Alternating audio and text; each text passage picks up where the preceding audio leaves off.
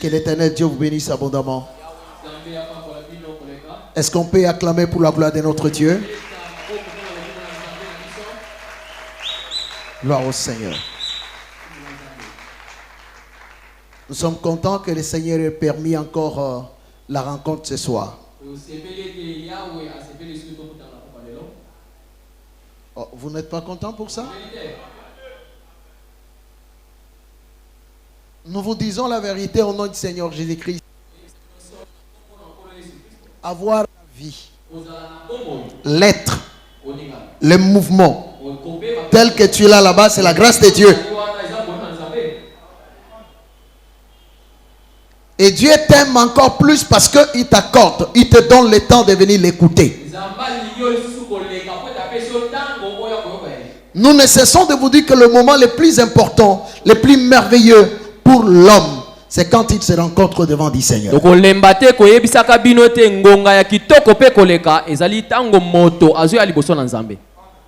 Que Dieu vous bénisse.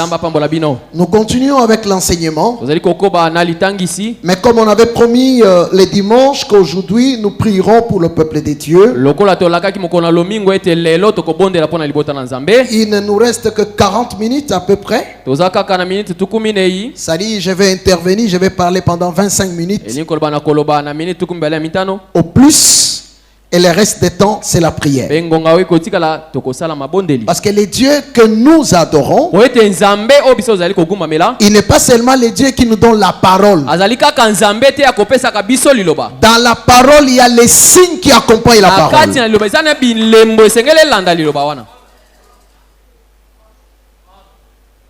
Vous savez, un jour, une femme est partie de là où elle était. C'était aussi une reine. Mais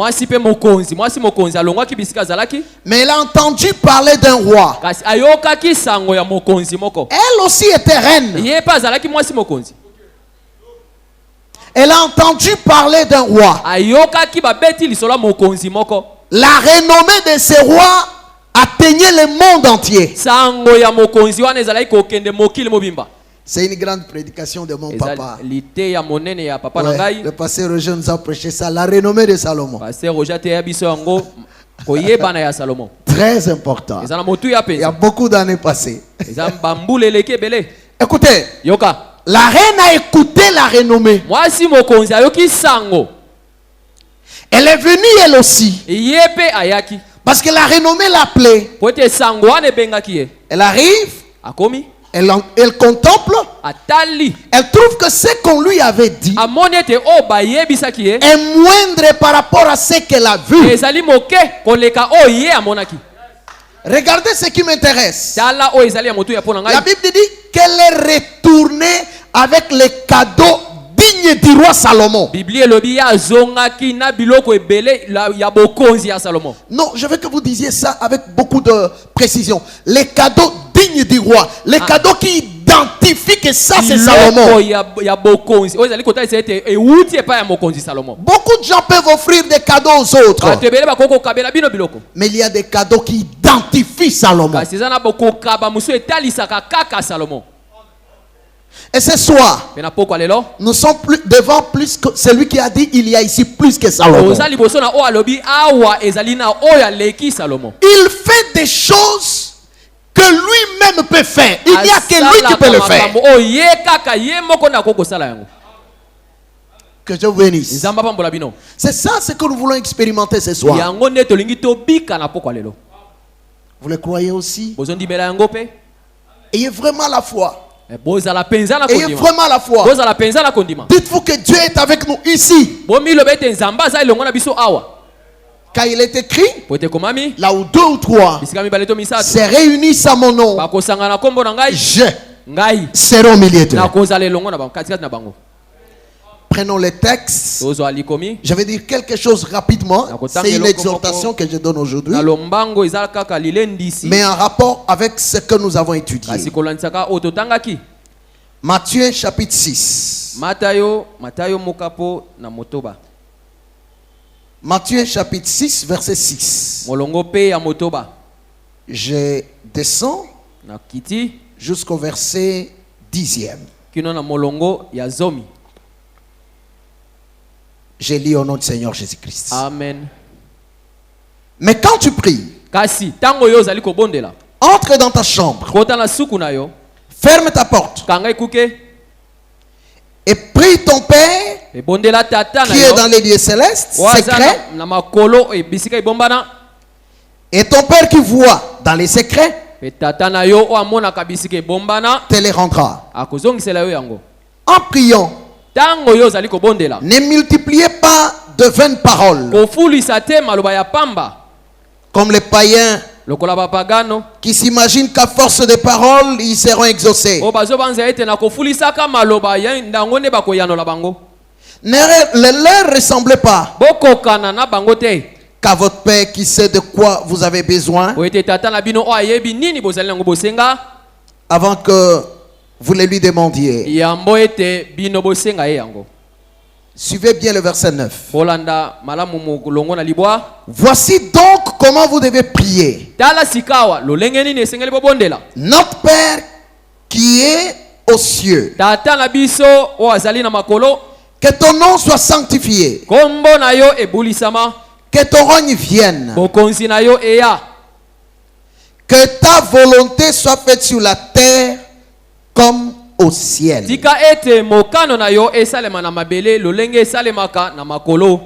Parole du Seigneur. Nous lisons encore un autre texte. C'est notre texte de base, Matthieu 20. Matthieu 20, verset 1er. Suivez, soyez attentifs, on n'a pas beaucoup de temps aujourd'hui. Car le royaume des cieux est semblable à un maître de maison qui sortit dès le matin afin de louer des ouvriers pour sa vigne. Il convint avec eux d'un denier par jour et il les envoya à sa vigne. Nous ajoutons un dernier texte. Hébreux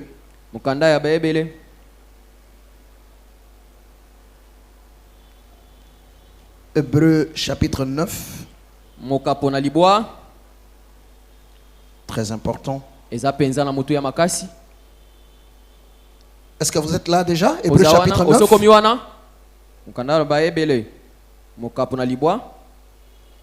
Pour gagner le temps, je lis le verset 24e et le verset 25e. Je lis au nom de Seigneur Jésus-Christ. Amen.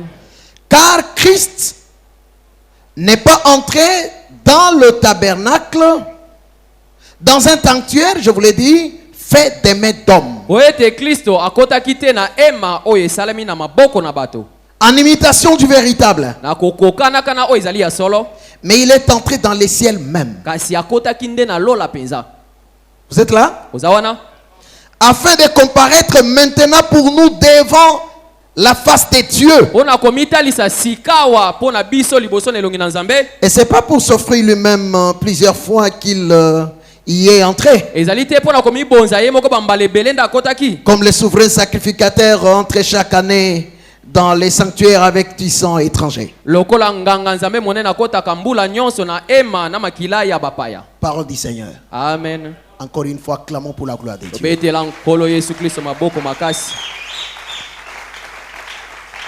Nous avons dit le mardi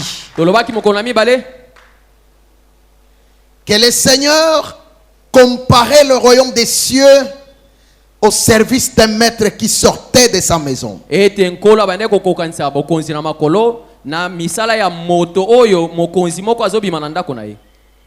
Je répète pour dire que selon la pensée de Jésus, quand vous verrez un maître sortir de sa maison dès le matin, s'élancer dans une vigne, bien sûr qui est la sienne, et prendre les ouvriers pour sa vigne, selon l'enseignement de Jésus, cela est comparable au royaume des cieux. En d'autres termes, le royaume des cieux sévit sur la terre. C'est un royaume qui en réalité n'apparaît pas. Mais on le remarque dans la manière de vivre des citoyens des cieux.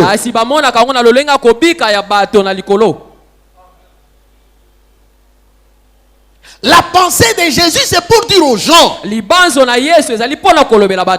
qu'il faut que ceux qui viennent au Seigneur, qu'ils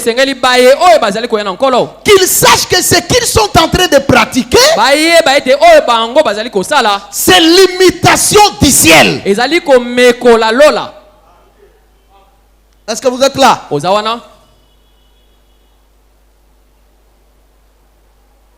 Dans l'écriture de ce soir, je complète dans l'introduction et puis nous finissons aujourd'hui l'introduction.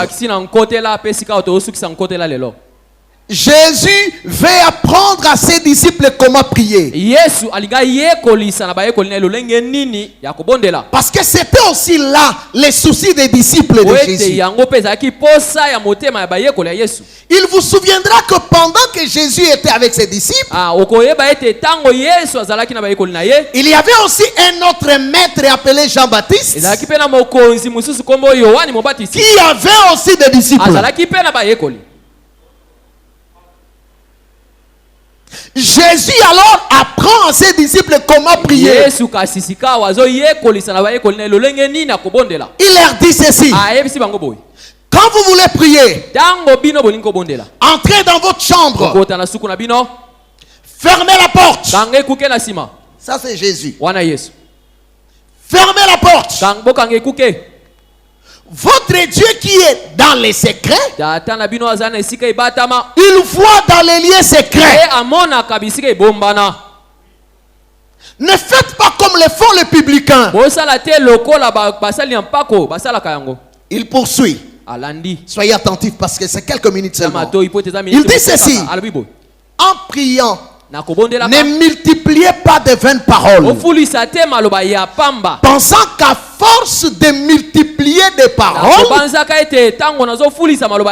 vous serez exaucés. Attention, Jésus ne dit pas ne multipliez pas de paroles,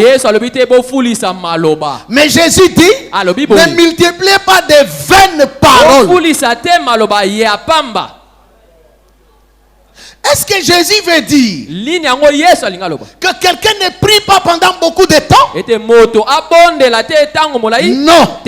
Jésus veut simplement dire, d'ailleurs lui-même, il priait toute la nuit par exemple, il prie.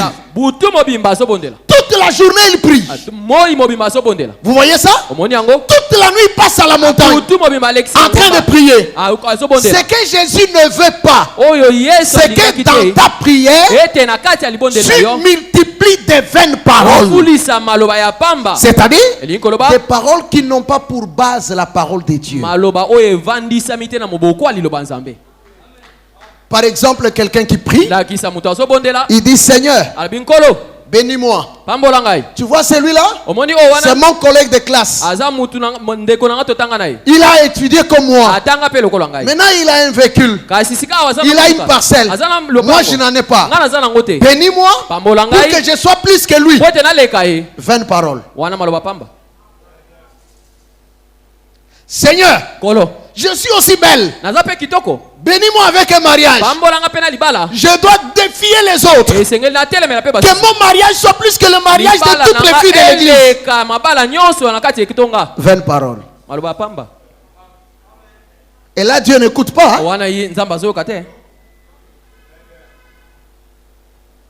Quelqu'un priera, il dira démon. Toi démon, je te fais boire le sang de Jésus. Bois le sang. Bois le sang. 20 paroles.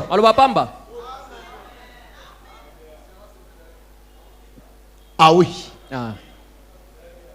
Quelqu'un dira les sorciers de ton quartier, pour qu'ils ne te voient pas, envoie-les le feu. Feu. 20 paroles. Quand toi tu prieras, tu n'enverras pas le feu. Jésus a dit, vous chasserez les démons. Soit tu vas seulement chasser. Est-ce que vous êtes là? Poursuivons parce que c'est important, quelque chose que nous cherchons. Il dit ne multipliez pas de vaines paroles. Mais quand vous prierez, dites ceci. Allez, on avance. Notre Père qui est dans les cieux. Aidez-moi, je vous en prie. Merci beaucoup. Père, quand tu commences la prière, c'est notre Père. Qui est où? Dans les cieux. Première chose. Deuxième chose. Après avoir reconnu le Père et là où il est. Vous êtes là? Il dit que ton nom soit sanctifié. Jusque là, moi j'ai besoin de quelque chose. J'ai besoin du boulot. J'ai besoin du boulot. J'ai besoin du mariage. Mais Jésus, toi tu fais quoi? Ne parle pas d'abord de ton mariage. Commence par le Père.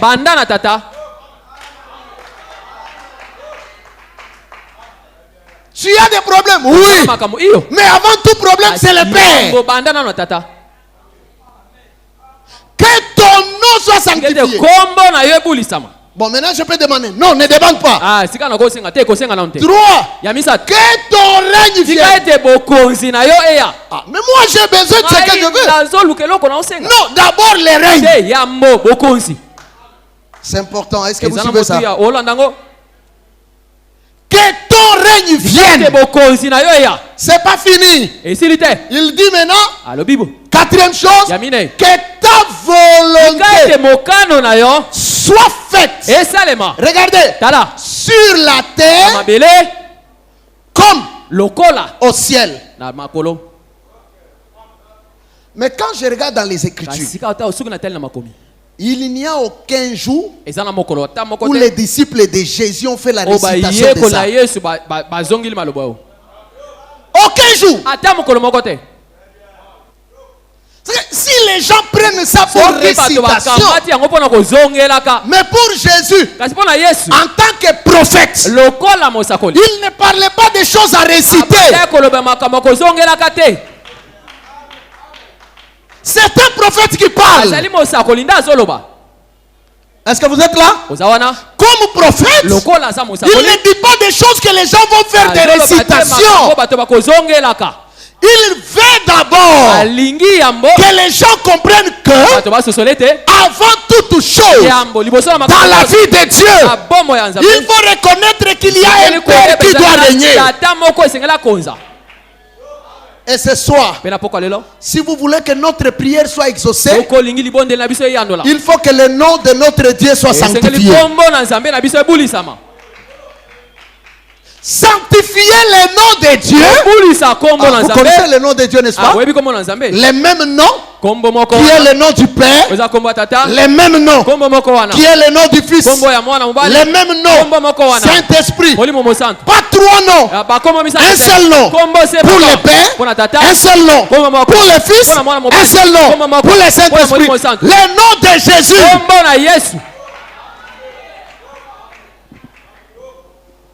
Dieu ne peut pas vous exaucer si vous ne sanctifiez pas son nom.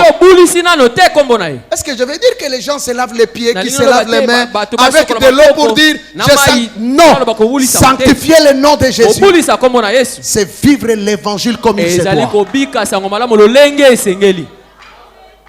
Est-ce que vous êtes là?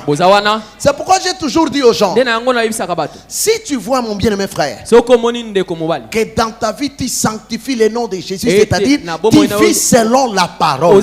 Quand un malheur t'arrivera, ne t'en fais pas. Est-ce que tu comprends? Mais poursuivons. Il dit que ta volonté, remarquez, soit faite sur la terre comme au ciel. C'est là notre exhortation de ce soir. C'est-à-dire, si vous voyez quelque chose se faire sur la terre, en réalité, ce n'est pas la terre qui décide. Ça vient du ciel. Il dit que ta volonté soit faite sur la terre comme au ciel. Et Jésus dit dans Matthieu 20, le royaume des cieux est semblable. C'est-à-dire, quand un maître de maison sort de sa maison, il va prendre les ouvriers. C'est la volonté du ciel sur la terre. Je connais un jour, on a amené Jésus devant quelqu'un pour le juger. Est-ce qu'on peut lire ça? Ah, moi là, la lumière fait défaut déjà. Mais je vais retrouver l'écriture, ne vous en faites pas. Lisons ça. Matthieu. Non, c'est Jean. Ce texte-là, ça c'est la pensée des gens. Jean, chapitre...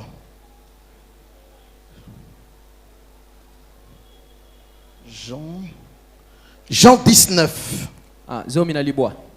Verset 7. En tout cas, homme de Dieu, vous pouvez lire. Moi, je vois plus bien.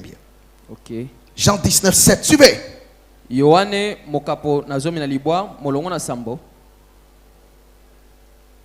Les Juifs lui répondirent. Oui. Nous avons une loi. Et selon notre loi, il doit mourir. Ils répondent à Pilate. Hein? La réponse là, c'est Pilate veut libérer Jésus. Mais les Juifs disent à Jésus, à Pilate, Pilate, nous avons une loi. Selon notre loi, un homme comme ça doit mourir. Vous êtes là? Poursuivez. Parce qu'il s'est fait fils de Dieu. Ah bon? Il s'est fait fils de Dieu. Oui. Quand Pilate entendit cette parole, sa frayeur augmenta. Ah bon? Il entra dans le prétoire. Oui. Et il dit à Jésus, d'où es-tu? Vous suivez? Est-ce que vous suivez? C'est Pilate qui dit à Jésus maintenant. Après avoir écouté ça, c'est que les Juifs ont dit, toi tu es d'où?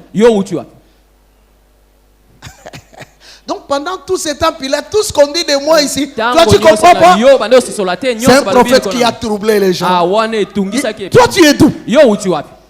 Je veux que vous aussi, enfants de Dieu, vous soyez comme ça. Si tu marches de la crainte de Dieu, si tu aimes la parole, si tu gardes la parole, beaucoup de gens chercheront ta vie. Ils ne réussiront pas. Et après, ils viendront te demander, toi tu es d'où? Tu es comment? C'est que nous avons tout fait pour t'avoir. Mais on n'a pas reçu. Tu es comment? Poursuivez. Mais Jésus ne lui donna point de réponse. Pas de réponse? Pilate lui dit, oui. Est-ce à moi que tu ne parles pas? Ah bon? Ne sais-tu pas que j'ai le pouvoir de te crucifier? Oh. Pilate dit ceci. Moi, j'ai le pouvoir de te crucifier. Et puis, poursuivez. Et que j'ai le pouvoir de te relâcher. Est-ce qu'il a ce pouvoir-là? Hein? Pilate dit, moi, j'ai le pouvoir de te crucifier. J'ai le pouvoir de te relâcher. Crucifier Jésus, ce n'est pas ton problème, toi, Pilate. C'est Dieu qui avait déjà arrêté ça. Dieu a programmé que par un homme, la désobéissance est entrée dans le monde, que par un homme encore, la bénédiction arrive à tout le monde. C'est-à-dire, la bénédiction n'arrivera pas s'il n'y a pas quelqu'un qui meurt à la croix. Est-ce qu'on a compris? Non, vous n'avez pas compris. Regardez. Dieu chasse Adam du jardin d'Éden. Regarde ce que Dieu fait. Il met les épées flamboyantes. Il dit ceci. Empêchons l'homme de tendre sa main et toucher à l'arbre de vie, afin qu'il ne vive éternellement.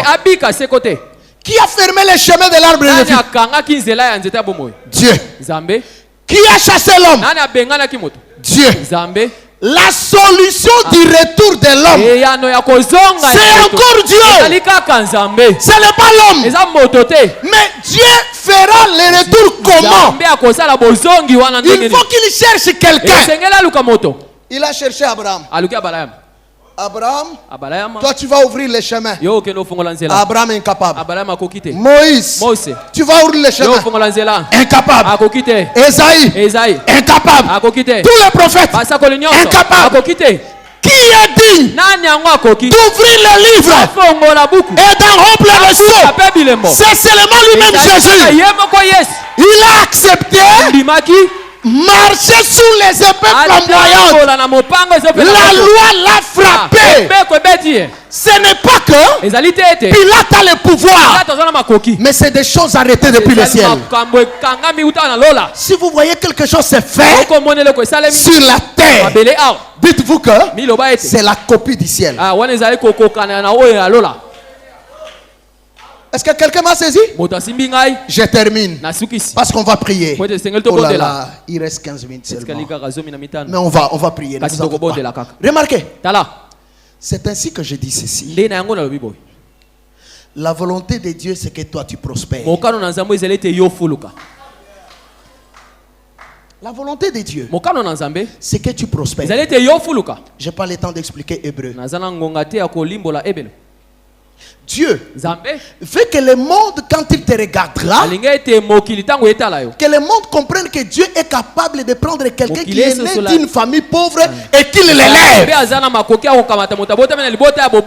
C'est-à-dire, il ne faut pas que toi tu vives la volonté des hommes, mais que tu vives la volonté de Dieu. Vous savez, dans le monde, il y a beaucoup de gens qui sont joyeux, contents quand ils nous voient souffrir. Et des fois, quand tu le racontes, en tout cas, Dieu m'a béni. Je vais déjà me marier. Son cœur là. Il dit, est-ce que ça ne peut pas tourner afin que ce mariage n'ait pas lieu? C'est-à-dire, notre bonheur, il y a beaucoup qui n'en aiment pas. Or, la volonté de Dieu, c'est que toi tu prospères.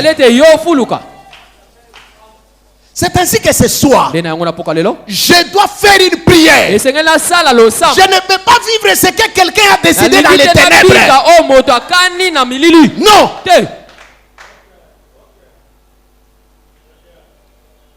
Deux, trois sorciers se réunissent. Ils disent dans notre famille, toutes les filles qui naîtront feront des enfants dans la parcelle de la famille, ne n'auront pas de mariage. C'est leur volonté.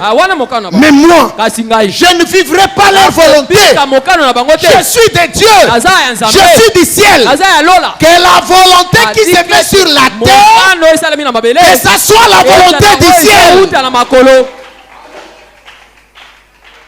Est-ce que quelqu'un me saisit? Je veux ce soir par la prière que nous ferons, quel sorcier se dise là où il est, que enfin moi je n'ai pas le pouvoir sur la vie de cet homme. Tenez-vous debout, on va prier. Il n'y a plus de temps. Lève tes mains là où tu es. Lève tes mains. Dis au Seigneur, Seigneur, merci pour la parole. Et moi, je vais vivre seulement ta volonté. Pas la volonté des hommes. Lève tes mains. S'il vous plaît, je ne veux pas que nous prions murmurant. Merci d'avoir suivi ce message et que Jésus-Christ vous bénisse. Si vous avez une question à l'intention de l'homme de Dieu, si vous voulez que l'homme de Dieu prie pour vous, si vous voulez vous confier à l'homme de Dieu, ou si vous voulez tout simplement bénir l'homme de Dieu, contactez-le directement si ses coordonnées sont disponibles depuis sa page. Sinon, contactez-nous et nous lui transmettrons vos préoccupations.